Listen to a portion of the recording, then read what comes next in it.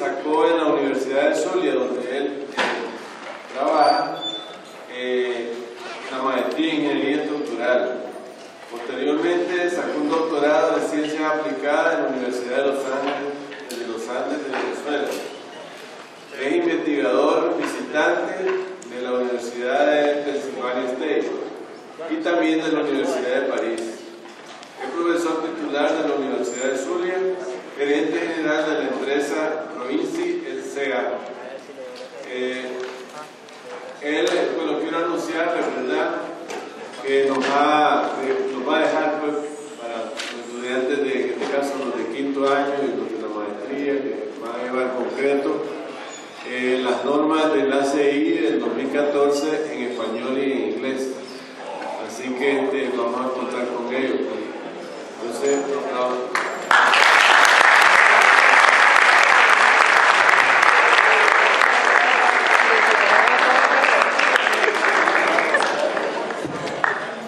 bueno, muchísimas gracias por aceptarme aquí entre ustedes.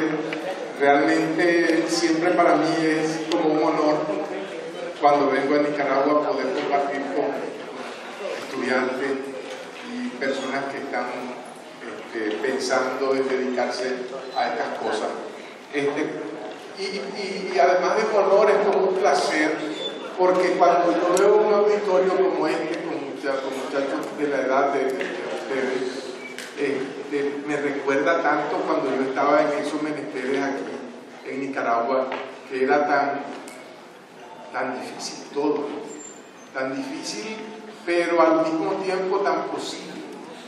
Siempre a mí me gusta hacer el comentario. Yo nací aquí en Managua, estudié en la Universidad Nacional Autónoma de Nicaragua, me gradué en el 78, pero lo interesante de todo esto era que mi padre, que todavía está vivo, lo visito, él era zapatero, y mi mamá, cuando yo estaba en sexto grado, mi mamá limpiaba las casas de ciertas personas, de manera que me siento muy orgulloso de eso, porque hoy día mi nieto tiene un papá ingeniero y mi hijo tiene un papá ingeniero.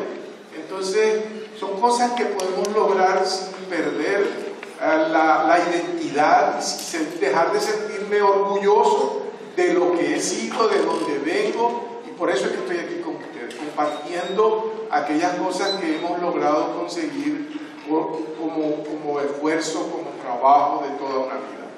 Entonces, bueno, quiero compartir con ustedes el trabajo, el tema de la presentación de la nueva norma.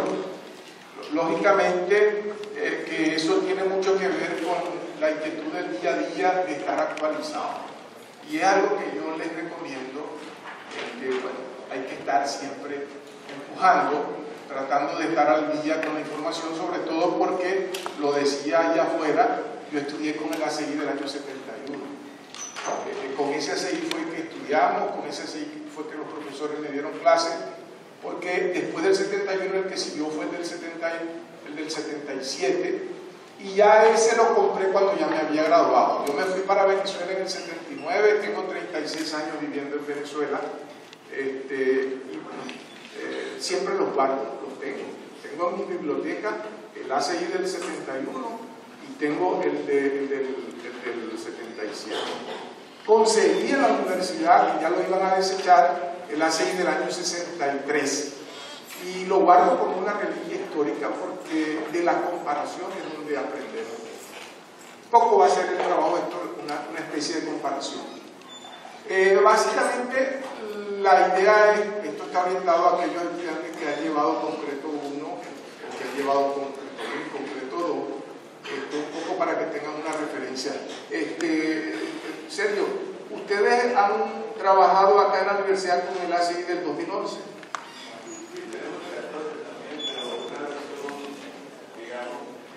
Ok, pero la del 2011 tiene una estructura, es para hacer referencia a ese documento del 2011. Ok, entonces, fíjense lo siguiente. El ACI, el comité ACI 318, es el comité más importante que tiene la Asociación Americana de Concreto, el American Concrete Institute, El Comité 318, el que está en el Comité 318, según para ellos, son los que tienen la mayor influencia dentro de la organización. Y el director de ese comité es una persona que seguramente va a ser el próximo presidente de la CEI. O sea, un comité, lógicamente, uno de los comités más importantes que tiene la CEI. Ellos han vendido con esta portada el nuevo código del 2014, y la palabra clave que ellos han utilizado es la reorganización del código. Esto es una propaganda que ellos generaron en marzo del 2014. Realmente el código se publicó en octubre-noviembre del 2014. ¿Okay? Entonces, el contenido de lo que vamos a hablar ahora va a ser un poco la historia de la norma, la razón del por qué cambiar la norma que venía, y luego un análisis de cómo está organizada la nueva norma del 2014. Se podría decir que la modificación del 2014 es una de las mayores cambios en la norma de la CEI desde el año 71. Observen entonces que vamos a hablar sobre los tipos de capítulos, cómo es que está organizada la norma, y un poco describir rápidamente los cambios principales. Básicamente de eso se trata la conversación que vamos a tener. Entonces, observen ustedes, la CEI por primera vez publicó unas regulaciones en el año de 1900. Es el primer CEI que se publicó. Y desde esa fecha hasta el año de 1956, el ACI se basaba en el diseño por teoría elástica. O sea, esfuerzos permisibles, las cargas eran cargas de servicio, y se calculaban, por medio de un análisis, se calculaban los esfuerzos, y con esos esfuerzos se comparaban con esfuerzos reducidos por factores de seguridad. Esa metodología de diseño para el concreto armado pues no era la más idónea, no era la más apropiada por la forma en que se comporta el material en realidad. En la siguiente norma, la del año 63, aparece por primera vez la metodología de diseño por agotamiento resistente. Sin embargo, en la norma del año 63 aparece como un anexo. Es la modalidad que ellos acostumbran. Todavía la norma del 63 conserva la teoría del diseño la teoría elástica, por esfuerzo permisible, pero es la edición del año 71 donde ya se queda la metodología de diseño oficializada, el diseño por resistencia última. Es la que estamos acostumbrados todos a utilizar, que no significa otra cosa que aplicar unos factores de carga a las solicitaciones, aumentarlas y luego comparar los resultados del análisis con fórmulas de agotamiento resistente. O sea, momentos nominales que multiplicados por factores de reducción de capacidad nos dan la resistencia o capacidades de diseño. Entonces, es a partir del año 71 en que se oficializa el diseño por rotura. Ese es el que aprendí. Ya yo cuando estudié, ese fue el que me enseñó Walter Gómez, mi profesor, Walter.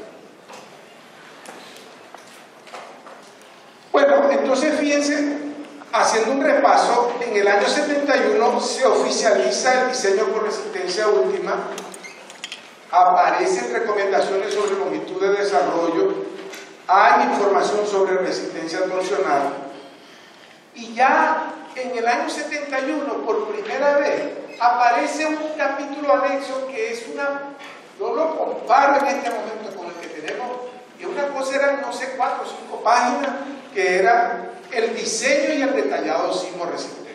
En el año 71, por primera vez, se dan unas recomendaciones para hacer un detallado que oriente a la obtención de mayor utilidad en las estructuras de concreto armado. En ese mismo año aparecen ya las fórmulas de confinamiento, los factores de reducción de resistencia y información sobre el anclaje del concreto. Entonces observen, miren ustedes, ¿no? Miren ustedes la diferencia. Esto era el ACI del año 63 y este es el ACI del 2011. ¿Okay? Para que ustedes vean que cambió no solo el concepto, sino el tamaño. Este podría tener 600, 700 especificaciones, este tiene 1000 de especificaciones. ¿Okay? Entonces, bueno, vamos viendo que va evolucionando. Los países que se rigen por el ACI, por lo menos en el continente americano, pueden notar allí en rojo, Nicaragua es uno de los países porque nuestra norma, el Reglamento Nacional de Construcción, está basado en el ACI. Básicamente, una forma de decir, no sé si utilizar la palabra, nos copiamos del ACI, eso es lo correcto. No podemos competir con esa inversión en dinero en investigación. Y bueno, lo correcto es que nos copiemos, pero eso sería una actitud sana de copiar las cosas buenas y adaptarlas lógicamente al entorno y a la realidad nacional. Entonces Venezuela, lo digo en Venezuela, también sí se rige por el ACI. En Venezuela tenemos una sección de la norma que dice que nos debemos de basar en la última edición de la ACI, de manera que no importa cuántos años pasen, sigue siendo la que tenemos que utilizar, la última. Aquí tienen una lista de los países que se rigen, básicamente se guían por el código del reglamento del ACI. Cuando hablo del ACI 318 estoy hablando de todas las especificaciones para poder dimensionar, diseñar y detallar estructuras de concreto armado de todo tipo. ¿Okay? Entonces observen ustedes que aquí tenemos listado a Nicaragua y tenemos listado a Venezuela. En realidad, yo no sé si es por un ego de latinoamericanos, pero creo que hay algunos países que hacen directamente la referencia a la ACI. En el caso de Venezuela, tienen una norma de concreto, se reúnen unas personas y ellos traducen el ACI y luego le agregan lo que domésticamente a ellos les da la gana. Así han hecho barbaridades en Venezuela. Barbaridades digo yo porque ellos hacen una traducción y luego que traducen se subroga el derecho de cambiar cosas que ha costado a muchos investigadores llegar a concluir en comités científicos, técnicos. Pero bueno, eso es algo que estamos luchando allá. Y bueno, comenzamos. Yo ahora, hoy día, soy miembro del comité que está escribiendo la norma de acero. Y luego de haber escrito 2 libros sobre concreto armado, la gente que está haciendo el comité para concreto armado me ha llamado. Eventualmente, pues, estamos en esa dirección, trabajando un poco para opinar sobre lo que se escribe en normas que vienen de una traducción vulgar del ACI. Estoy hablando de Venezuela, ¿ok? Donde yo vivo. Entonces, fíjense ustedes que en el caso de Nicaragua, el reglamento nicaragüense dice que las normas nicaragüenses están basadas en las especificaciones recomendadas por el ACI 318 del 2005. Yo solamente tengo un comentario, y es que el ACI del 2005 comparado con el 2008, con el 2011, con el 2014, a medida que nos alejamos del 2005, la diferencia se va haciendo mayor, porque hay cosas, las cosas que yo les voy a mostrar aquí es la pequeña diferencia entre el 2011 y el 2014. Cuando comparamos con el 2005, vemos una mayor diferencia. Eventualmente, yo no sé si esto que está aquí prohíbe usar el 2014. No sé. ¿Cómo sería eso formal y legalmente? ¿Cierto?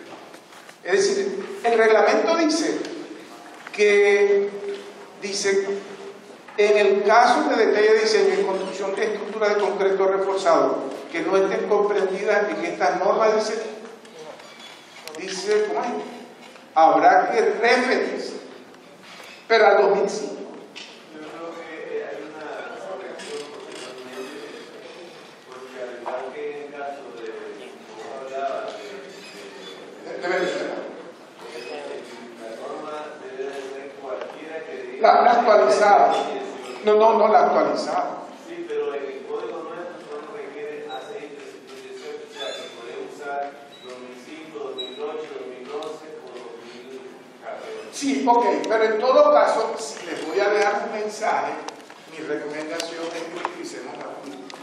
Porque la última es la que corrige cosas previas. Ya les voy a demostrar algunas. A ver, el mensaje es que el hombre no tiene todo conocido y resuelto. Lo va haciendo paso por paso. De manera que el ACI del 2014 tiene información recopilada recientemente en comparación con los años anteriores. Y la del 2017, porque ellos están cambiando cada 3 años, seguramente lo tendrá, y yo estoy detrás, y en el 2007 estaré pendiente de tenerlo, porque en eso trabajo, en eso vivo, ese es mi negocio.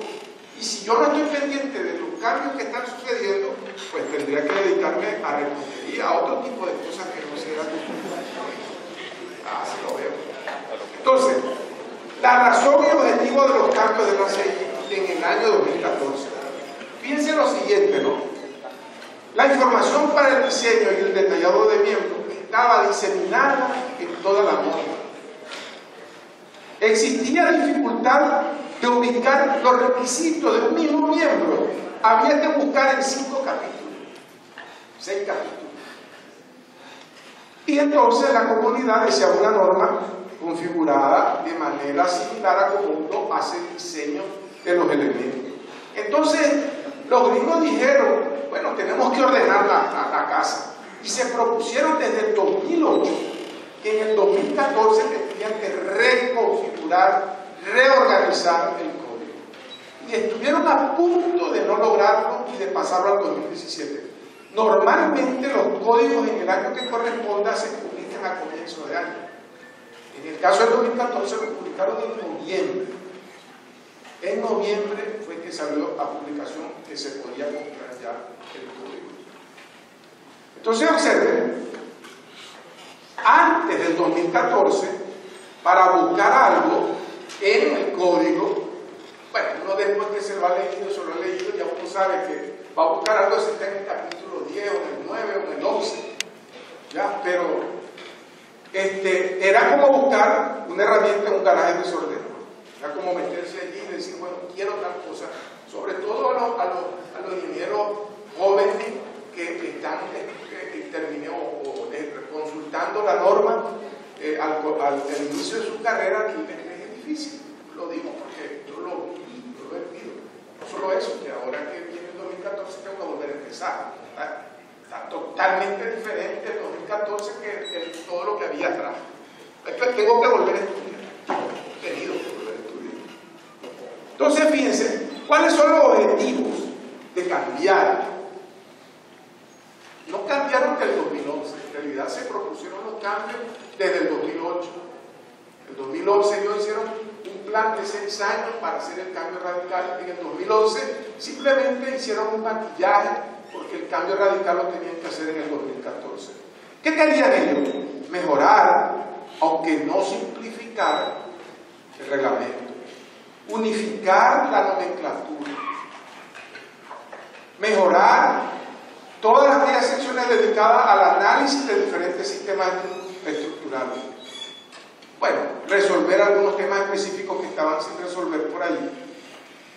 Y reorganizar los requisitos de signo resistencia. Lógicamente, el mayor objetivo era mejorar la organización del reglamento. Ustedes ven allí, así se ve ahora. Ellos cambiaron el logotipo. Ahora es diferente de como era originalmente. Y en esta presentación, esto es una captura del documento original oficial. Esta es la versión que está en español del documento. Si observen que este documento es AS quiere decir que está en español, ¿no? Tienen que tener mucho cuidado porque ese documento trabaja con unidades internacionales. Las fórmulas que están allí están referidas a kilonewton y a megapascal en las presiones. No es complicado, porque el que sabe leer, lee con el periódico al revés. Eso no importa. Sin embargo, hay que tener cuidado. Al final del reglamento está una tabla de conversiones de todas las fórmulas. De manera que si ustedes tienen una fórmula y van a utilizar este reglamento, tienen que irse al final y confirmar que la fórmula corresponde a las unidades que estamos trabajando, que son, bueno, normalmente kilogramos, centímetros, kilogramos y centímetros. Las presiones serían kilos por centímetro cuadrado.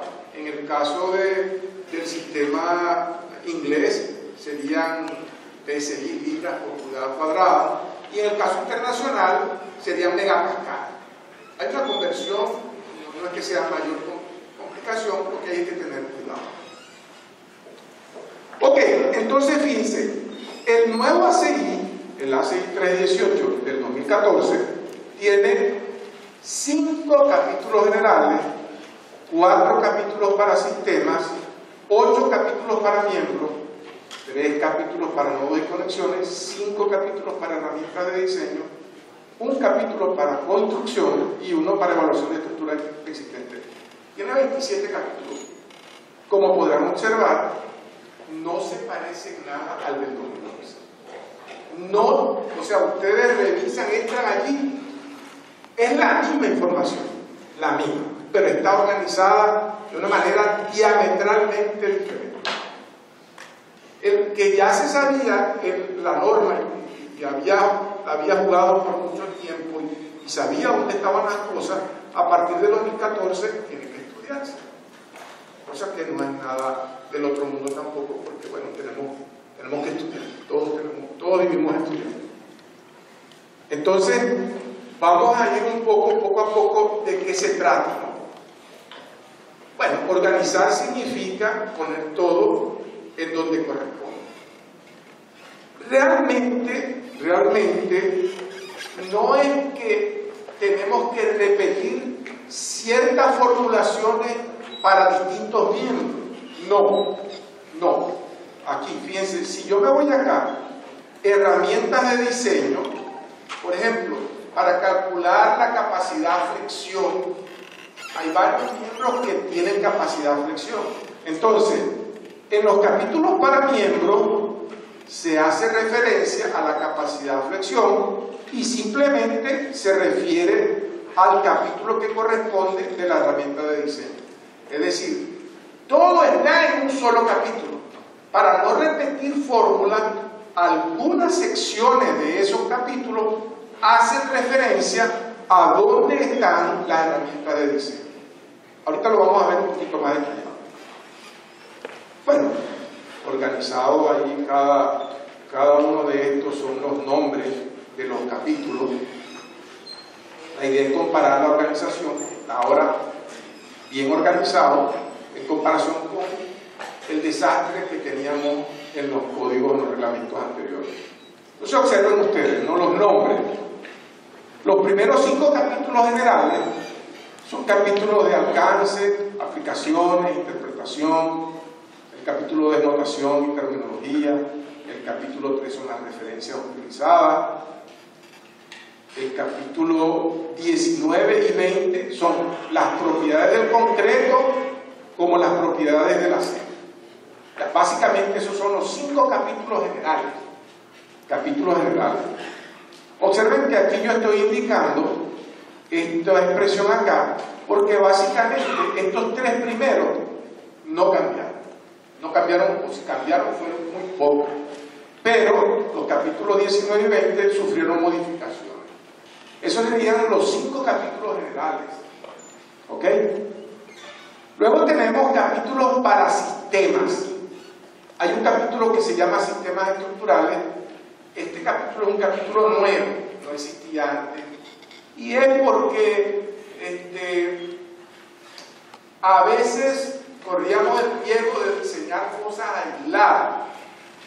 Hoy día el reglamento dice, no, para que usted tenga un sistema resistente ante cargas laterales, ese sistema tiene que cumplir y tener tales y tales y tales requisitos. Entonces, hay requisitos para definir los sistemas estructurales. Por ejemplo, si tengo un sistema estructural para resistir las cargas laterales sísmicas, eso debe de tener un requisito. Y si tengo un sistema orientado a resistir las cargas gravitacionales solamente, eso debe de cumplir otros requisitos en cuanto a cómo deberían estar conformados y qué es lo mínimo que deberían tener. Entonces este capítulo es nuevo. Las cargas y sus combinaciones se no cambian. Prácticamente es el mismo capítulo ordenando su redacción. El capítulo de análisis estructural se modificó un poco y el capítulo de estructuras sismorresistentes también se modificó. Entonces observen que los capítulos para sistemas los llamamos el 4, el 5, el 6 y el 18. En las versiones anteriores del reglamento, el diseño sismorresistente estaba en el capítulo 21, ahora está en el 18, que sería estructura sismorresistente. Luego tenemos 8 capítulos para miembros. Entonces, ahora el reglamento, cosa que no estaba antes, tiene un capítulo para losas armadas en una dirección, otro capítulo para placas armadas en 2 direcciones. En Venezuela nosotros diferenciamos lo que es en una dirección lo llamamos losa y lo que es en 2 direcciones lo llamamos placa. Es una cuestión, una convención. Hay un capítulo para vigas. Fíjense que todos estos capítulos se modificaron. Hay un capítulo para columnas. Entonces observen, el capítulo 9 es el de la viga, el capítulo 10 es el de la columna. En los reglamentos anteriores no existían capítulos para esos temas. La información estaba diseminada en todas partes. Si yo quería diseñar una columna, tenía que trabajar con varios capítulos para poder diseñar una columna. Luego, los capítulos para miembros continuamos, un capítulo para muros. Ya ahora el reglamento incorpora un nuevo miembro que es el diafragma, que antes no era tomado en cuenta. Hoy día requerimos diseñar, dimensionar y detallar útilmente los diafragmas. El diafragma es la losa de piso, es el que sirve para completar el sistema estructural resistente a cargas laterales. El capítulo 13 tiene fundaciones y el capítulo 10 es estructura de concreto. Este debe ser el 14, creo que aquí hay un error. Vamos a ver. Estructura de concreto simple. Las estructuras de concreto simple son las que no son reforzadas. Debe ser el 14, porque déjenme chequear aquí. El 10 de columna, entonces aquí este es 14. ¿Okay? Ahí me disculpan, Lisa.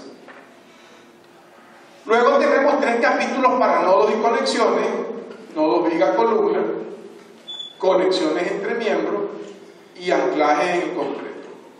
Fíjense que aquí dice igual, modificado, igual. La información que estaba previa prácticamente no cambia cuando yo digo igual. Luego tenemos 5 capítulos para herramientas de diseño. Fíjense, un capítulo solo dedicado a factores de reducción de resistencia, un capítulo dedicado a la resistencia de las secciones. Esos son capítulos de herramientas. La resistencia de las secciones, por ejemplo, el momento nominal está en este capítulo. Y es usado por las losas, por las placas, por las vigas y por las columnas. Pero la resistencia nominal a momento está en el capítulo 20. Entonces, la metodología de análisis por el método del tensor y el puntal para cierto tipo de estructuras que no las podemos definir como vigas, columnas, muros, sino que hay que analizarlas de manera diferente. Tenemos el método del tensor y el puntal. Por ejemplo, el cabezal de un pilote. Es una estructura que no es ni columna ni viga. Podría ser susceptible de ser analizada por el método del tensor y el puntal. El capítulo 24 son los requisitos de servicio, es decir, eso no cambió, son los requisitos que tienen que ver con el control de deflexiones, con el control del agrietamiento y yo diría, bueno, básicamente, tendría que verificar si también la parte de el control de durabilidad debe estar allí incorporado. Y el capítulo 25 es el detallado de refuerzo, pero básicamente no es el detallado sismoresistente, porque ese está en el capítulo 18, sino el detallado, las dimensiones estándares de los ganchos, básicamente ese tipo de información. Observen que en el capítulo de documentos de construcción pues se incorporó cierta diferencia con respecto al del 2011 y un capítulo para evaluación de estructuras existentes que básicamente son los mismos del 2011. O sea, un alto porcentaje de la información es la misma. Lo que estamos diciendo es que está reorganizada y ubicada en una localización del documento muy diferente del documento anterior. Entonces vamos a ir detallando rápidamente los cambios que pudiesen caracterizar capítulo por capítulo. Bueno, en el capítulo 1 se agregó una nueva sección de interpretación, es la sección 1.5. En el capítulo 1 ustedes van a encontrar una sección que permite interpretar ahora lo que representa este nuevo código y básicamente orientado al lenguaje utilizado por la norma, es decir, los términos que se definen cuando se permite o no se permite o se obliga. Eso está descrito en la sección de interpretación, que es la sección 1.5, que esa sección no existía en los reglamentos previos. Luego, en el capítulo 2, es la misma nomenclatura que existía originalmente, sin embargo, se actualizó la nomenclatura de aquellas variables nuevas que aparecen ahora en el reglamento. Observen, por ejemplo, estas dos variables casu F y casu N, las vamos a ver más adelante, porque son variables que permiten ahora definir la cantidad de acero por confinamiento. Luego tenemos en el capítulo 3 la referencia. Eso básicamente se actualizó la información sobre todos los documentos que no son del ACI. Están listados en ese capítulo. El capítulo 4 es un capítulo nuevo. Contiene los requerimientos mínimos, como les había mencionado: materiales, transferencia de carga, análisis, resistencia de miembros y del sistema como un todo: servicio, durabilidad, integridad estructural, resistencia a fuego, que deben cumplir los sistemas estructurales. Es decir, este capítulo mira a la estructura como un todo y dice: si usted va a tener un sistema resistente a cargas laterales, ese sistema, para poder cumplir esa misión, requiere de estos y estos componentes. ¿Ya? Luego tenemos el capítulo 5, las cargas, como había mencionado, es exactamente la misma. Eso no cambió. En el capítulo de análisis estructural se reorganizó la información previa, pero básicamente se incluye una sección que indica cuáles son los requisitos que se necesitan para hacer un análisis de elementos finitos aceptable para el reglamento. Eso es nuevo, esto que está aquí. Es la sección 6.9 del reglamento. Luego tenemos las losas armadas en la dirección. Básicamente se recopila todo lo que se necesita para diseñar losas en una dirección para entrepisos y se juntan en un solo capítulo. Fíjense que hay losas de concreto armado y losas de concreto pretensado o postensado. Las placas, de manera similar, en las placas se agrega un requisito de acero de refuerzo mínimo en placas armadas en dos direcciones con tendones adheridos, en el caso de postensado. En la viga, básicamente hay una sección nueva, en el caso de las vigas, pero básicamente lo interesante que quiero aprovechar aquí en este miembro típico es esto. Observen, la nueva organización para los miembros, el capítulo nuevo de viga, las secciones que tiene son las mismas secciones para el capítulo de columna.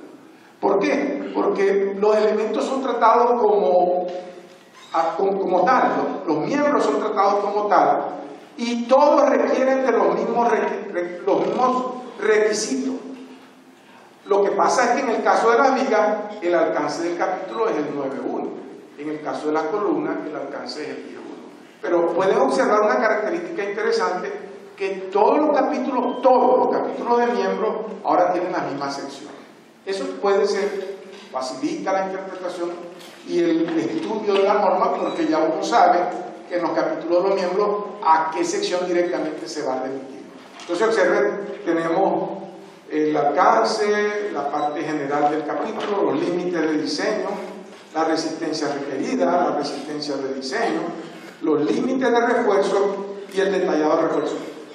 Observen ustedes, era como les adelantaba, cuando hablamos de la resistencia requerida, por ejemplo, esa resistencia requerida simplemente hace la referencia al capítulo 22, donde están las herramientas de diseño, la resistencia de la sección. ¿Ya? Entonces observen acá, por ejemplo, recordemos que la resistencia de diseño es la resistencia nominal multiplicada por un factor de reducción de capacidad. Eso sería la resistencia de diseño, ¿no? Entonces, en el capítulo 9, la sección 9.5 es la resistencia de diseño. Por ejemplo, la 9.5.2 es la resistencia de diseño para momento, y hace una referencia y dice, cuando se da este requisito, entonces calcule la resistencia con la sección 22.3, y cuando se da otro requisito, calculela con la 22.4.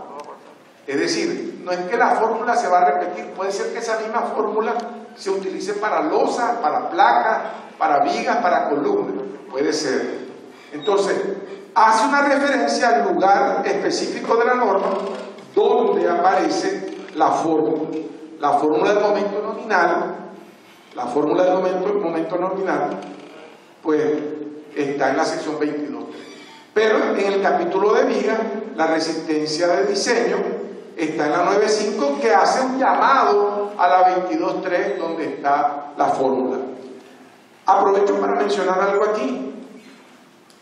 La nueva norma dice que no importa que el elemento esté horizontal o que el elemento para nosotros sea una viga, si la carga axial que le llega a esa viga es mayor que un 10% de la multiplicación de F'C por AG, entonces ese elemento debe ser diseñado como columna.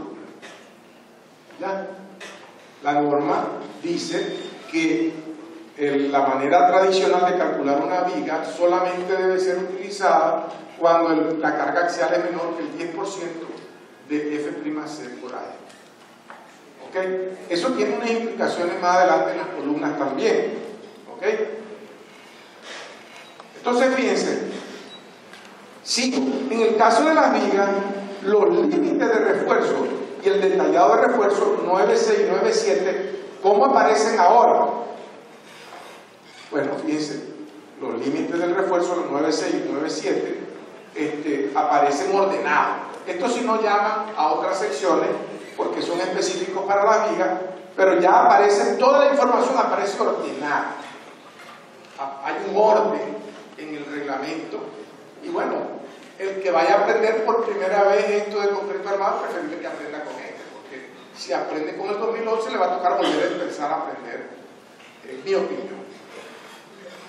Entonces, la columna, la información contenida en el capítulo de la columna es la misma, pero en esta última, en el 2011, estaba regada en varios capítulos. ¿Qué quiero decir con esto? Fíjense lo siguiente. En las versiones anteriores del ACI, la resistencia fuerte estaba en el capítulo 11. La resistencia a flexocompresión en el capítulo 10. Los factores de reducción de capacidad en el capítulo 9. Las longitudes de solape en el capítulo 12. Las pendientes para formar la forma geométrica de la continuación de las barras en el capítulo 7 y las ligaduras en el capítulo 7. Entonces, eso era la norma anterior. ¿Cómo es la nueva norma? Así. La nueva norma, todo está en el capítulo 10. Un poco el objetivo que ellos pretendían era organizar la información. Si yo voy a diseñar una columna, pues todo lo voy a conseguir. Todo lo que tengo que cumplir para diseñar la columna va a estar en un solo capítulo. En este caso es el capítulo 10. ¿Ok? El caso de los muros, prácticamente los muros no cambiaron los muros. Los diafragmas es un capítulo nuevo que contiene los requerimientos mínimos sobre fuerza a considerar, límites de diseño, resistencia requerida y detallado de los diafragmas. No como losa para resistir cargas gravitacionales, sino como elementos horizontales para ser capaces de transmitir las diferentes fuerzas horizontales a todos los elementos que forman parte del sistema resistente a cargas laterales. Entonces, bueno, observen ustedes en la figura que ellos están utilizando en los comentarios para definir lo que es el diafragma y los procedimientos para hacer sus verificaciones. Les soy sincero, normalmente yo soy un perseguidor de las normas. Ya tengo la norma, la he estado analizando, la he estado estudiando, pero ellos tienen un manual de aplicación de la norma que es el próximo documento que voy a tratar de conseguir. Voy para Estados Unidos ahora en agosto y voy a tratar de comprarme el manual. El manual es la manera en que ellos aplican el reglamento en ejemplos. Y lógicamente hay cosas nuevas, como calcular los diafragmas. Hay cosas que, bueno, vamos a decir, puedo tener la manera de hacerlo, pero el que escribió la norma allá en Estados Unidos es preferible tener un ejemplo de ello hecho por parte de ellos. Las fundaciones, ahora el capítulo de fundaciones, ellos explícitamente diferencian las fundaciones superficiales de las fundaciones profundas. Y entonces las superficiales están en la 13.3 y las fundaciones profundas en la 13.4. Luego tenemos el concreto simple, que no es concreto, no tiene refuerzo. Los nodos viga columna, eso no cambió, simplemente se reubicó. Las conexiones, se consolidan las precisiones para las conexiones y los requisitos para el diseño de conexiones entre miembros prefabricados. Y se aclara lo correspondiente a la conexión de elementos prefabricados a la fundación. O sea, en el capítulo de conexiones, ellos principalmente no solo conexiones para elementos monolíticos, sino también las conexiones de elementos prefabricados. El anclaje en el concreto es un material que recientemente ha ido enriqueciéndose en las últimas versiones de ACI, y el último, del 2011, incorporaron anclajes químicamente, adheridos químicamente. Ya ellos, todo eso, antes era un apéndice, el apéndice D, ahora es el capítulo 17. ¿Okay? O sea, todo lo que estaba en el apéndice D del 2011 pasa a ser el capítulo 17 del 2014. Y bueno, luego viene el capítulo 18, los requisitos de resistencia sísmica. Ese capítulo 18 se reorganizó totalmente de acuerdo a las categorías de diseño sísmico. Los gringos tienen dividida la peligrosidad sísmica en tres grupos, básicamente. O sea, los grupos, ellos lo llaman categoría de diseño sísmico y lo tienen de manera gradual, ¿no? Entonces, Las de menor categoría son A y B. La de categoría intermedia es la categoría C. Y las categorías D, E y F son las categorías de mayor requisito y mayor exigencia desde el punto de vista sismo-resistente. No estoy mencionando allí zonas sísmicas, estoy diciendo categorías de diseño. Categoría de diseño es la manera que tenemos que enfrentar el diseño para lograr que el desempeño del resultado sea el adecuado para la peligrosidad sísmica que tiene cada categoría. En todo caso, lo marco en 3 colores, en verde, amarillo y rojo, porque si ustedes observan aquí, el capítulo 18 está configurado de tal manera que todo lo que es categoría A y B, en todo lo que es categoría A y B, por supuesto eso está definido en ellos por otro documento que es el ASCE 7, que es donde ellos definen todas estas categorías. El ACI simplemente dice cómo hay que diseñar el concreto armado, pero quien manda al ACI a diseñar de una manera o de otra es el documento que es el ASCE 7 del 2010 en este momento. Entonces, ellos trabajan con una categoría de elementos ordinarios, intermedios y especiales, ligado con la categoría de diseño sísmico. Básicamente las categorías A y B pueden ser diseñadas con criterios de ordinario, la categoría C con criterio intermedio, y la categoría D, E y F tienen que ser diseñadas con un criterio de detallado especial. ¿Ya? Sí. Recientemente teníamos una discusión en el comité, allá le informo al comité que está haciendo la norma para estructuras metálicas, y entonces estamos haciendo una traducción, porque no la tenemos, una traducción del documento 341 del AISC, y él utiliza estos términos: ordinario, un pórtico ordinario, un pórtico intermedio y un pórtico especial. Esas palabras no existen en el español venezolano. Entonces, bueno, decidimos en el comité que las vamos a incorporar al vocabulario venezolano. Entonces, para nosotros, el pórtico ordinario va a ser una estructura, un sistema estructural que no requiere, cuando esté actuando, de tener mucha capacidad, o que puede tener poca capacidad de disipación de energía. Imagínense todas las palabras que se necesitan para describir simplemente la palabra ordinario. Pero ahora ordinario tiene que ser un término dentro del vocabulario técnico latinoamericano. No es ordinario decir que es ordinario, no es ese tipo de ordinario.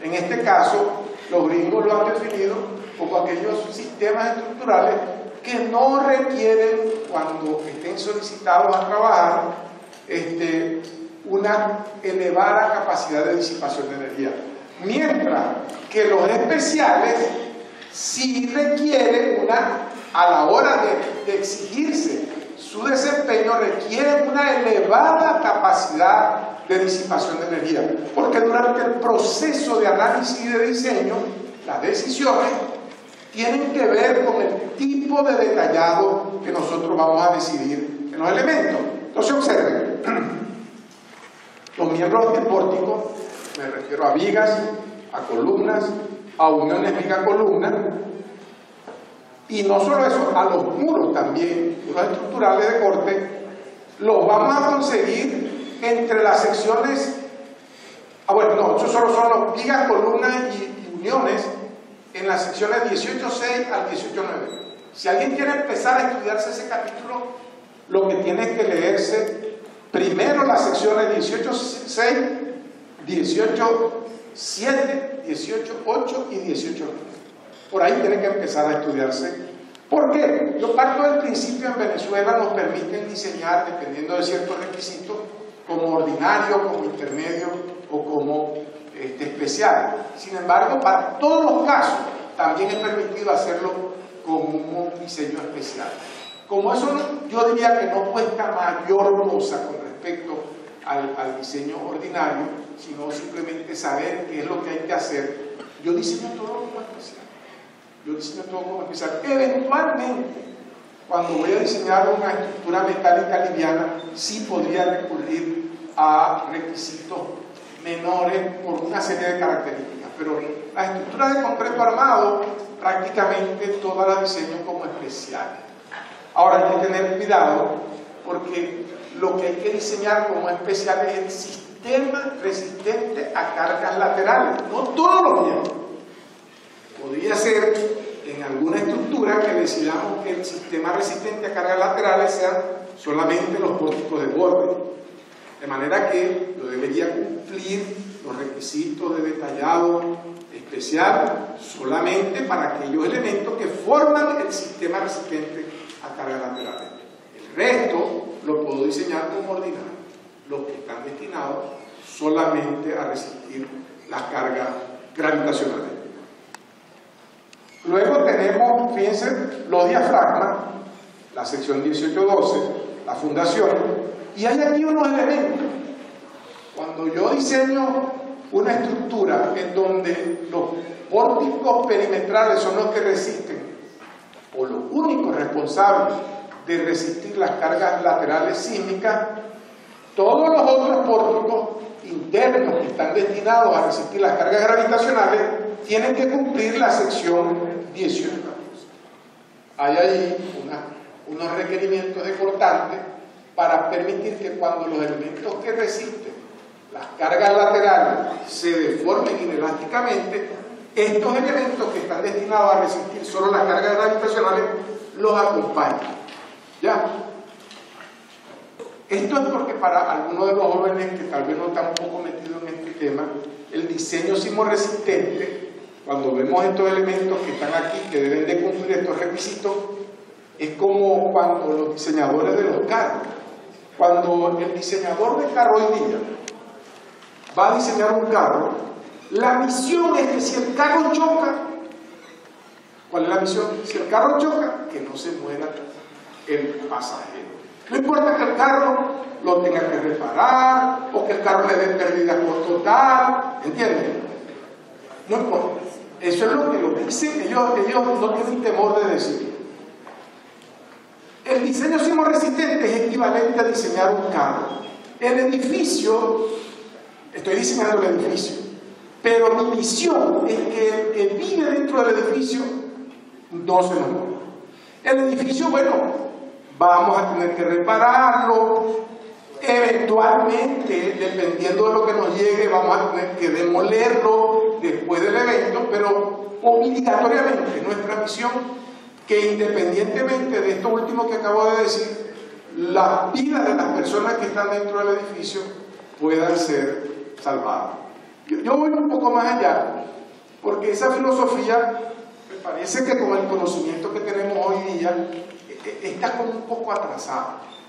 Eso es decir, si yo puedo diseñar un carro que además que salve la vida del pasajero cuando choque, no se dañe tanto, pues esa sería la lógica lo que tendría que buscar, porque después que ya yo tengo la vida del pasajero asegurada, yo tengo que ahora buscar que el dueño del carro no gaste mucho después del choque. O sea, estoy hablando en términos figurados. En ese caso, yo hice mi tesis doctoral, se trata de ese tema. Mi tesis doctoral era diseño de estructuras con control del daño. O sea, mi objetivo era garantizar que además, dando por hecho de que la vida estaba asegurada, que la estructura, cómo diseñar, qué agregar al diseño para que la estructura no sufra muchos daños. Y lógicamente eso fue una investigación de 8 años de mi vida, y llegamos a la conclusión de una serie de cosas interesantes que por supuesto implican un costo adicional, pero creo que cuando yo voy a diseñar un hospital, ese tiene que ser cumplido. O sea, si yo voy a diseñar una ambulancia y en la ambulancia choca y se desbarata la ambulancia, es igual. Es decir, puede ser para cierto uso se deba seguir con la filosofía actual, pero creo que es obligatorio para determinados museos, por ejemplo. Una central atómica no puede utilizar el mismo criterio que utilizo para diseñar estructuras convencionales.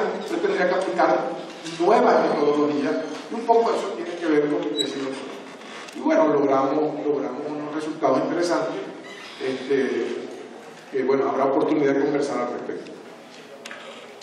Entonces, observen ustedes, yo diría que el foco de los cambios en el ACI 2014 que nos afectan directamente a todos nosotros está en el capítulo 18. La norma,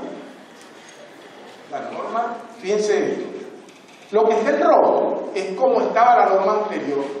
La norma anterior decía, hay que confinar y utilice estas dos ecuaciones para calcular el acero de confinamiento. ¿Qué hace el acero de confinamiento?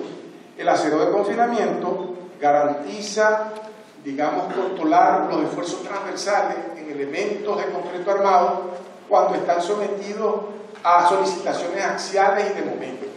Entonces, para que un elemento bien confinado reduzca su capacidad portante, tiene que ocurrir muchísima deformación inelástica. ¿Okay? Cosa que no sucede con elementos no confinados. De manera que el confinamiento es un tema importantísimo en el diseño sismoresistente. La norma nos obliga a confinar los elementos. ¿Qué pasa? En el 2014 la norma dice, la norma, eso es lo que tenemos que leer ahí, dice, estábamos equivocados.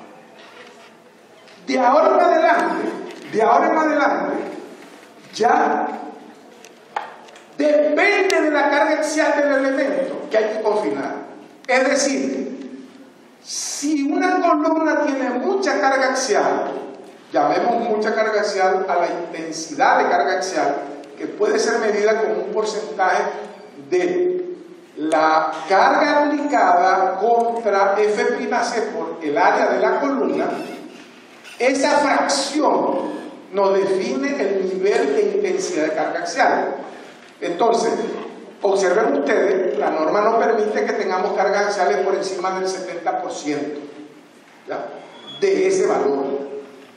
Pero, observen ustedes que ahora la norma dice, si la carga axial es mayor que 0.3 AgF'C, entonces utilice una tercera ecuación que no existía hasta el 2014. ¿Y qué quiere decir eso? Bueno, que estábamos equivocados antes. Porque a veces pensamos que la norma es como que la hizo Dios. La norma es la norma. Estamos de acuerdo, yo se lo digo a mis estudiantes, hay que respetar la norma. Pero en paralelo tenemos que estudiar, tenemos que aportar elementos para que las vayan actualizando, para que vayan cambiando aquellas cosas que no están bien de la norma.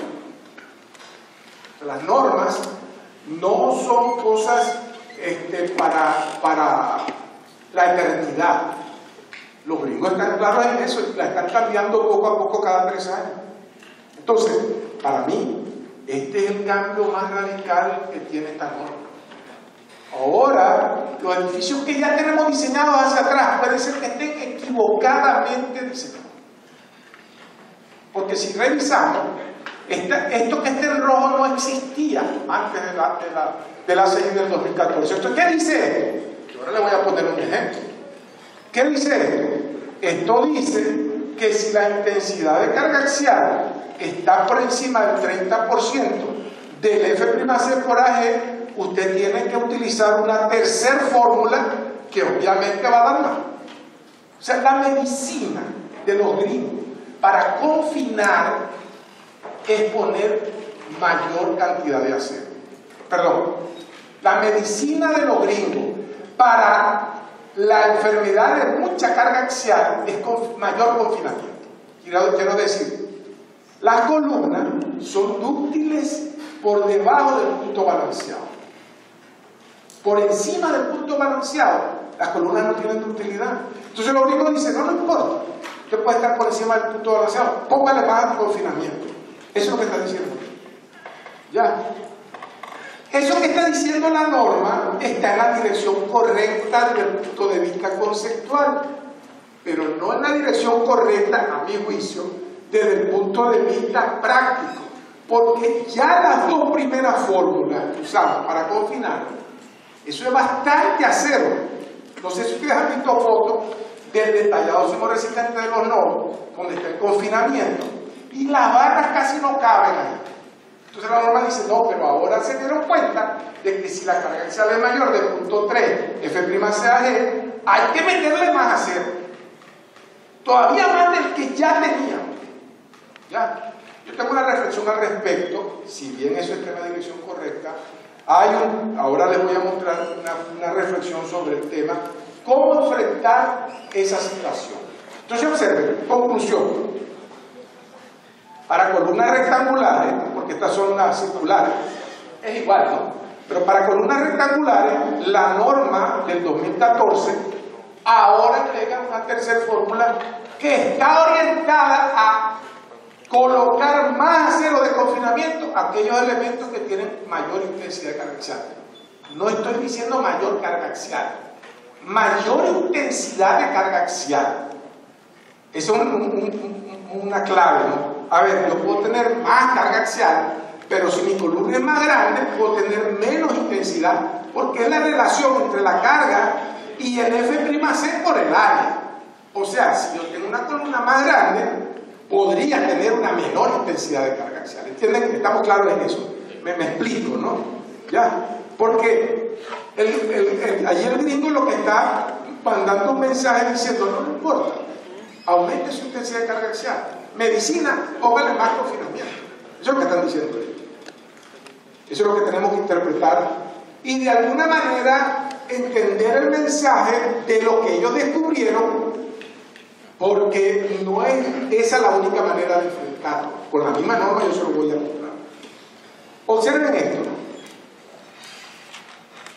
En el año 2013,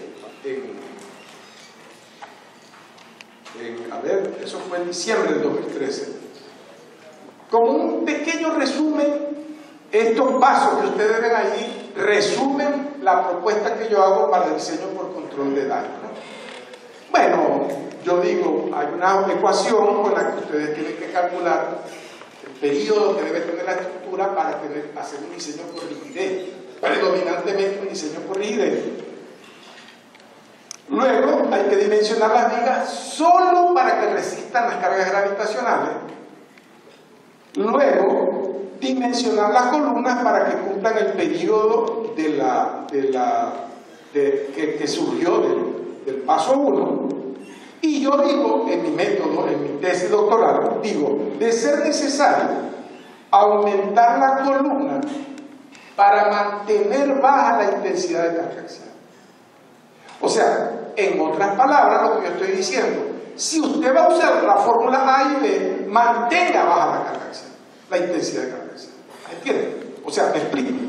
Eso lo estoy diciendo yo en el 2013. Usted no suba, la norma está permitiendo valores hasta 0,70. Yo estoy diciendo, después de toda la investigación que hicimos con tesistas de maestría, tesistas de pregrado, durante 6, 7 años, llegamos a la conclusión de que aquellos pórticos en donde las columnas tenían elevada intensidad de carga axial era imposible controlarlos. Utilizando modelos, programas de análisis inelástico, consultas con los profesores donde estuve en Estados Unidos, llegamos a la conclusión, es imposible proponer una metodología que controle el daño estructural en estructuras de concreto armado si yo permito elevada intensidad de carga axial. Yo podría haber dicho, esa investigación no la he hecho, voy a poner, como lo hizo la norma, voy a poner más confinamiento. Es una investigación que estoy pendiente de hacer con otra tesis. Pero yo me quedé con las dos primeras fórmulas, pero dije, no pase de 0,20. ¿Ya? Entonces estamos en la dirección correcta, porque además, en este procedimiento, para diseñar por rigidez, estamos diciendo, diseñe las vigas solo por carga gravitacional. las columnas dimensiónalas para que cumpla un periodo dado y auméntelas de ser necesario para bajar la intensidad de carga axial. Eso lo refuerza la nueva norma, porque la nueva norma, ¿qué es lo que dice la nueva norma? Dice, si usted va a utilizar las dos ecuaciones, que son las únicas que yo utilicé, mantenga baja la intensidad de carga axial. O sea, tenemos que saber interpretar el cuadro. Si yo voy a usar solo las dos primeras normas, aumento el tamaño de columna para bajar la intensidad de carga axial y seguir utilizando la cantidad de confinamiento que tenemos ahora. Si lo ven, cómo es la lógica que por lo menos yo estoy pensando. Los gringos dicen, no importa, usted puede tener columnas más pequeñas, aumente su intensidad de carga axial y métale más acero de confinamiento. Y para eso utilice una fórmula que está por ahí. ¿Ya? Yo se lo dejo a su criterio y por supuesto la norma está dando un mensaje. Nosotros cumplimos el mensaje o no de una o de otra manera. Entonces observen ustedes que yo estoy resaltando la recomendación de seguir utilizando las dos primeras fórmulas, pero aumentar el tamaño de las columnas para que la intensidad de carga axial sea baja. Porque si nosotros, lógicamente, el descubrimiento que hice fue yo mismo, porque tal vez ya lo sabía, es que si yo seguía utilizando las mismas dos primeras fórmulas con elevada intensidad de carga axial, no iba a tener pórticos que se comportaran bien ante los sismos de diésel. Eso es básicamente la idea, ¿no? Ok, entonces seguimos con los siguientes capítulos. Bueno, la norma está diciendo ahora que las vigas con carga axial superior a este término deben tener acero de confinamiento como columna. O sea, antes del 2014 las vigas no tenían acero de confinamiento, sino una separación mínima en ciertas zonas cerca de la conexión con la columna. Ahora, dependiendo de la carga axial en las vigas, entonces hay que tener acero de confinamiento, que no es solo el acero por corte. Bueno, para investigar un poquito esto de famosa intensidad de carga axial, yo puse a dos estudiantes a que hicieran un trabajo. Eso lo hicimos de enero para acá.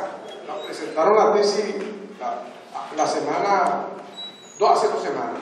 Y yo les dije, bueno, vamos a diseñar. Yo no les limité cómo yo iba a dimensionar la columna. No les dije. El experimento era diseñar ustedes los pórticos. Y entonces, ellos iban a diseñar los pórticos como el 2011, que es la misma Covenin venezolana, pero además iban a repetir el diseño aplicando el 2014. Y entonces observen, diseñamos 6 edificios, de 4, de 8 y de 12 pisos para una zona sísmica baja y para una zona sísmica alta. ¿Cuáles fueron los resultados? Básicamente, ¿no? El azul es el 2014 y el rojo es el 2011, que es el código del reglamento actual de Nicaragua. Esto que ustedes miren aquí es la cantidad de acero, el área de acero entre la separación, que es un parámetro normalizado, pero en todo caso me mide la cantidad. Entonces observen que todo el tiempo, estos son edificios de 4 pisos, estos son zonas sísmica baja y zonas sísmica alta. Fíjense ustedes, estas son las columnas centrales del edificio, las columnas laterales y las columnas de esquinera. Las columnas esquineras, los diseños resultan parecidos porque su intensidad de carga axial no aumenta mucho. Para las columnas centrales, en donde la intensidad de carga axial empieza a funcionar, al aplicar la nueva norma pide más acero de confinamiento. Aquí estamos midiendo el acero de confinamiento en edificios de 4 pisos, en edificios de 8, fíjense. En ambos sube, pero el porcentaje es mayor. El porcentaje que aumenta, identificamos que está entre el 40 y el 80%, solo en acero de confinamiento. Entonces, este es el de 12 pisos. Fíjense que en el de 12 pisos aumentan también los valores de la norma actual. Pero en todos los casos, ahora el que diseñe, como venía diseñando, como el 2014, el acero de confinamiento va a tener que poner más acero o aumentar el tamaño de las columnas, bajar la intensidad de carga axial y trabajar con las fórmulas usuales que veníamos usando de acero de confinamiento. ¿Ya? Bueno, en el caso de los muros, en el capítulo 18, los muros estructurales, en Maracaibo, que es una zona sísmica moderada, no usamos muchos muros. En Caracas sí, pero aquí en Nicaragua sí se usan muchos muros, ¿no? Estructuras de concreto que sirven para sistemas de resistencia a cargas laterales. En el caso de los muros, hay nuevas especificaciones, por ejemplo, hay restricciones ahora de espesor, no puede ser cualquier espesor. Ahí ahora están controlando. Afortunadamente ellos incorporaron las experiencias que se vieron en el terremoto de Chile. Los chilenos utilizan mucho espesor, muchos muros, y entonces estos son fotos del terremoto de Chile. Los muros bandeados por EBT. Entonces la norma ahora dice, usted no puede poner cualquier espesor, tiene mucho que ver con la altura del muro. La norma ahora obliga a un dimensionamiento mínimo de los elementos de borde confinado. Son cosas que le agregaron. Y bueno, en el caso de los nodos viga-columna, si el acero de la viga termina en el nodo, se debe garantizar la longitud de desarrollo de atracción, la cual puede ser longitud de desarrollo con gancho estándar a 90 grados. Y permiten ahora anclarse con una longitud de barra con una cabeza que termina.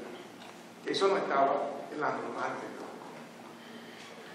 Luego el capítulo 19 habla de durabilidad. Básicamente no cambiaron mucho la parte. Esto estaba en el capítulo 4 de la norma anterior. Y lo que cambiaron fue cierta nomenclatura. Básicamente cambiaron cierta nomenclatura. Las propiedades del acero están en el capítulo 20. En realidad, el acero que veníamos utilizando, por lo menos en Venezuela, era el ASTM A615. Resulta que hoy día lo compatibilizaron con el ASTM A706. El A706 es prácticamente el mismo A615, pero este acero tiene la propiedad de que puede ser soldable. El 615 no es que no pueda ser soldable, pero para poder soldarlo como debería ser, requiere un procedimiento muy complicado. Si no, no se puede soldar, o si no, dañamos la barra. Preferiblemente no se debe soldar. Entonces ya en la norma ya se incluye el A706 como acero de refuerzo. Bueno, los factores de reducción de resistencia, eso prácticamente no cambiaron, son los mismos, se ordenaron. Ustedes saben que los valores para el caso de elementos que fallan por tracción, pues es variable. En el caso de las columnas, el factor de reducción es variable, ¿no? Para elementos que fallan predominantemente por compresión es punto 60, 65, y para el caso de flexión es 0,90. Entonces hay una zona de transición. Eso se mantuvo. Lo que hacen ellos es ordenar la información. El caso de la resistencia de las secciones, bueno, ordenan todas las fórmulas para la resistencia nominal en el capítulo 22. Y en el capítulo 22 están definiendo la resistencia por funcionamiento. Esta fórmula que está aquí es la tradicional, como esa está en unidades inglesas. Este 4 lo que representa el famoso 106 de la resistencia a corte proporcionado o resistencia a corte en dos direcciones. Pero entonces están agregando otra fórmula a esa determinación de resistencia. Bueno, se incluye el método del tensor de puntal. Antes era un anexo, ahora pasa a ser un capítulo. Los requisitos de servicio son los mismos: control de deflexión, control de agrietamiento. El detallado de refuerzo básicamente son los tamaños estándares de los ganchos, tanto para barra principal como para... Había una diferencia antes, ya cambiaron las formulitas para que las barras de 3 octavos tengan el mismo gancho estándar tanto para un uso o para otro uso. por lo menos igual la fórmula de las barras del número 3 para las barras de mayor diámetro. Y fíjense, por ejemplo, el capítulo 25. Les muestro esto porque, no es para que lo leamos, sino es porque la separación entre cables de potenzado, así estaba en la 2011. ¿Cómo está en la 2014? Así. Para que vean la filosofía, ¿no? Ellos estaba de esa manera escrito, ahora está más en forma tabulada. La idea es que sea más sencillo de manejar.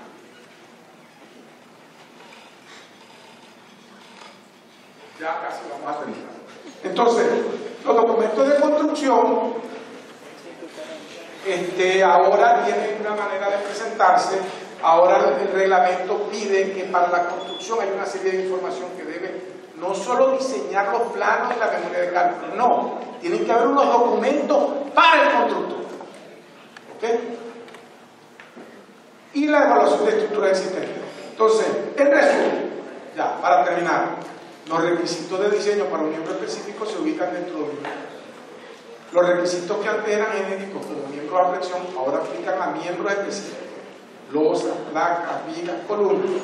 Muchos requisitos que implicaban largos párrafos, ahora se plantean como frases cortas. Para diseños usuales, el acero de confinamiento resulta entre 40 y 80% mayor que el de la norma previa. Se eliminaron las consideraciones estadísticas para el proporcionamiento de las mezclas. Se eliminaron los requisitos para ductos de potenzado de extensión de lechada. Se colocó en documento separado lo que es cáscara y placa, ya no forma parte del reglamento. Va para otro documento. Se eliminaron los apéndices B y C que mostraban los factores de carga de 1.4 y 1.7 y los factores de reducción anteriores. Ya eso desapareció. Ahora nos quedamos con 1.2 y 1.6 y los nuevos factores de reducción. Entonces, fíjense, en diciembre del año pasado, esperamos expresamente ese momento para publicar los dos libros. Este libro es el de concreto 1, este es el libro de concreto 2. Son libros de otro profesor de concreto allá en la universidad. Con otro profesor publicamos esos dos libros. En realidad este se había publicado en el 2013, se agotó en 6 meses allá en Venezuela. Lo volvimos a publicar y lo actualizamos en 2014. Lo mismo, este es el de concreto 1, que es el de concepto, temas fundamentales, y estos son temas especiales. Esos dos libros están actualizados al ACI del 2014. No creo que exista en español un material que esté actualizado al 2014 en este momento. Nosotros tuvimos el cuidado de esperar a que la norma fuese publicada para imprimir nuestro documento. Estos libros están, yo soy el autor de los dos libros, están a la venta en Pamer, no sé cómo se llama. Pamer, ¿sí? Y yo les muestro como ejemplo un cálculo, observen ustedes, para un ejemplo que está en el capítulo 8, que se ilustra la aplicación de la fórmula de confinamiento. Se calculan los parámetros famosos, el caso F y el caso N, y los valores resultan por las dos fórmulas originales en 3.45 y en 3.12. Por la tercera fórmula en 5.60. Eso significa que hay un incremento en este ejemplo del 60% de acero en confinamiento. La manera de resolverlo fue disminuir la separación, que la tenía originalmente a 10 centímetros, a 6,5. Por cuestiones del ejemplo. Como me está pidiendo 5.60, yo tengo que volver a hacer el cálculo y ahora utilizar 6.50 para recalcular. Con 6.50 me está pidiendo 3.63, que es la configuración de armado de confinamiento que yo tengo ahí, básicamente, ¿no? Entonces, un poco este era el mensaje que yo les quería traer el día de hoy a ustedes para que se motivaran a estudiar la norma actualizada.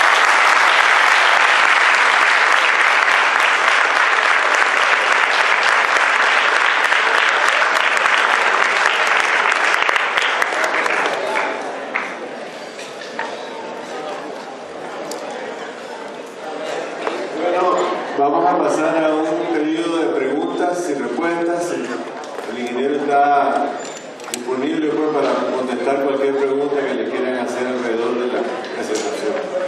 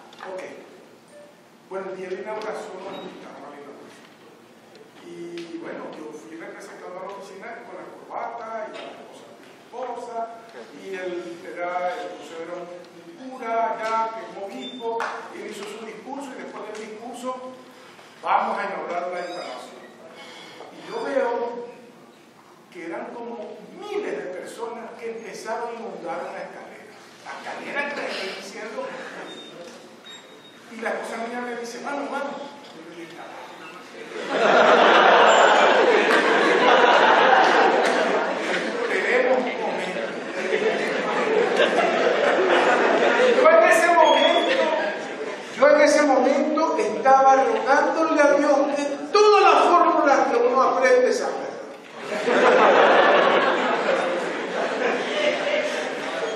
Bueno, eso ocurrió, no sé, hace unos 15 años.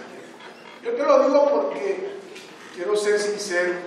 Yo creo que todos vivimos, pasamos por ese tipo de sensaciones cuando nos sometemos a este tipo de responsabilidades. Sin embargo, ¿cuál es la medicina?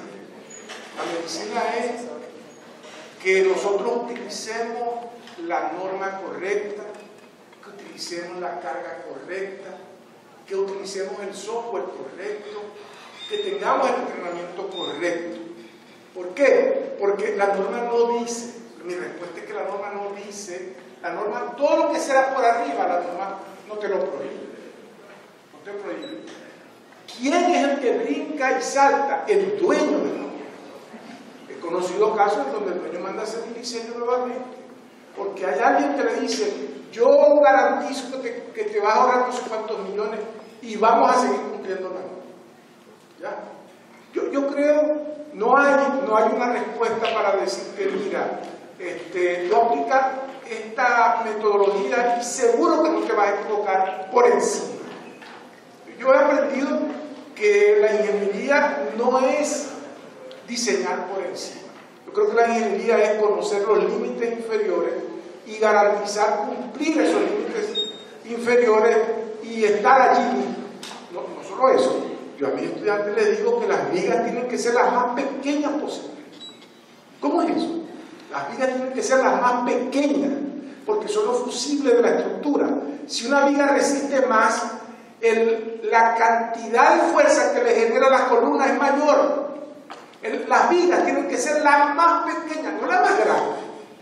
O sea, un ingeniero que desconozca esto y reciba un proyecto y le ponga más acero a la viga de lo que tiene especificado, eso es un crimen, es un criminal. Está generando momentos máximos probables mayores.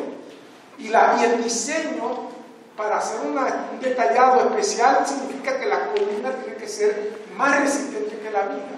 Entonces, ¿cuál es la viga más pequeña? Aquella viga que cumple los requisitos de resistencia que nos pide la norma. Hay unas combinaciones. Entonces, no debemos poner esas vigas más grandes de eso. Porque si podía poner las más pequeñas, lo haría, pero la norma no me lo permite. ¿Ya? A veces ustedes pueden ver en algunos diseños de algunos... que la viga tiene que ser diseñada, me pide 19 centímetros cuadrados. Pongo 20 porque no, tengo que poner una configuración de barra. En el caso de la viga, tienes que poner la viga más pequeña posible. En el caso de la columna, pon la viga más grande, todo lo que tú quieras. Porque todo lo que implica aumentar en la columna va en beneficio y en dirección correcta, con excepción del dinero del bolsillo del dueño del proyecto. Eso sucede lo que no existe en la norma una sección que te prohíba poner un diseño mayor que el que debe de tener. Usualmente tú pones un poquito más de la resistencia requerida.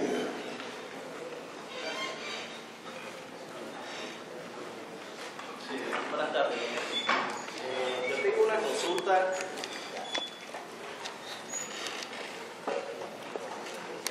Yo tengo una consulta. Un poco más acerca también de la práctica constructiva en el país. Actualmente, pues claro, lo que se produce en el país y que tiene bastante auge en este momento es la construcción de viviendas, así como la implementación de nuevos sistemas estructurales que permitan las construcciones más rápidas. Un ejemplo de esto es la utilización de lo que son mallas electrosoldadas. ¿Qué dice el código respecto a estas mallas y su experiencia en cuanto al uso de estas mallas como refuerzo estructural en elementos de concreto reforzado? Bueno, lo que pasa es que las mallas electrosoldadas normalmente son hechas de un acero que no es el que yo mostré allí, el 615 o el 706. Las mallas electrosoldadas son hechas de un acero que es más bien de 70 KSI, o sea, 5.000 kilos por centímetro cuadrado de fluencia. Entonces la norma limita la resistencia a la fluencia del acero de refuerzo, porque aceros de mayor resistencia son menos dúctiles. Sin embargo, la norma permite que estos aceros de alta resistencia, incluido el acero de las mallas electrosoldadas, puedan ser utilizadas para resistencia a corte, más no a fricción. ¿Ya? Yo diría que las mallas electrosoldadas, sí, hay un manual, tengo un manual por ahí, que puede ser utilizada para el diseño de elementos, sobre todo para muros. Para muros podría ser utilizado. Pero yo diría que hay que tomar con mucho cuidado, porque cuando ustedes ven el diagrama, esfuerzo de formación de ese acero no tiene la misma utilidad que el acero 615 o que el acero 706. La utilidad me refiero a que una vez que alcanza la fluencia, él mantenga la resistencia sin disminuir resistencia por mucho mayor deformación inelástica. ¿Ya? Las mallas electrosoldadas tienen mayor resistencia que el acero de refuerzo normal, pero tienen mucho menos recorrido inelástico antes de empezar a bajar la resistencia. Entonces, primero no creo, hasta donde yo recuerdo de memoria, no podemos utilizar para resistencias a fricción acero de mayores del 615 o del 706. Para cortes sí, para cortes sí las podemos utilizar. Y las mallas caen dentro de ese. Muchas gracias.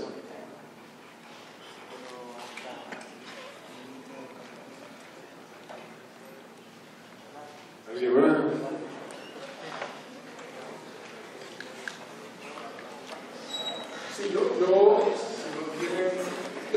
como hay tanta gente joven, quisiera pedirle solo una cosa. Quisiera tomarme una foto donde se vean todos ustedes. Porque es que, o sea, no se imaginan cómo me estimula y me motiva tanta gente joven interesada en estas cosas. De verdad que hoy día es difícil, no sé por qué, pero no les interesa mucho. Yo supongo que aquí deben de estar no solo los de quinto año, ¿no? Aquí deben de estar de otros años también. Pero eso por un lado. Por otro lado, yo les digo un mensaje.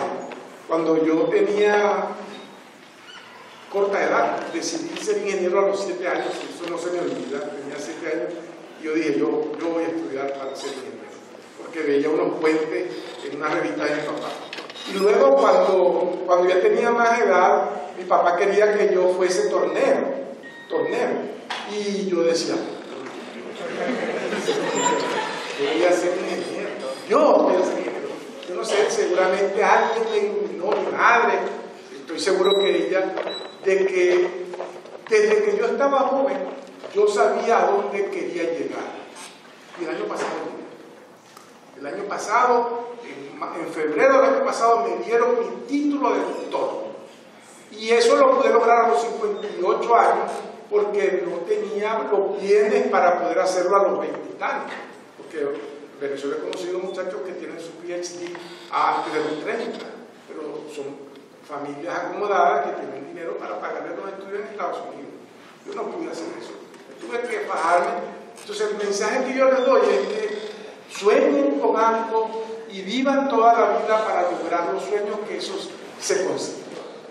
No es dinero, no estoy hablando de dinero, estoy hablando de logros personales, de alcanzar metas. Y bueno, yo creo que siempre se consigue. Nunca bajen la guardia, nunca se limiten o se conformen con lo poco que pueden conseguir fácilmente. Mi madre decía que si yo quería conseguir cosas que muy pocas personas tienen, tenía que estar dispuesto a hacer los sacrificios que muy pocas personas quieren hacer. De manera que hoy día en Venezuela, afortunadamente, diría yo, gracias a Dios y gracias a una perseverancia, después de 25 años de dar clases en la universidad, publicamos 2 libros, han transformado mi vida. Los hemos enviado, yo vivo en Maracaibo, los hemos enviado a Caracas. Y en Caracas se vendieron en 6 meses, los libros.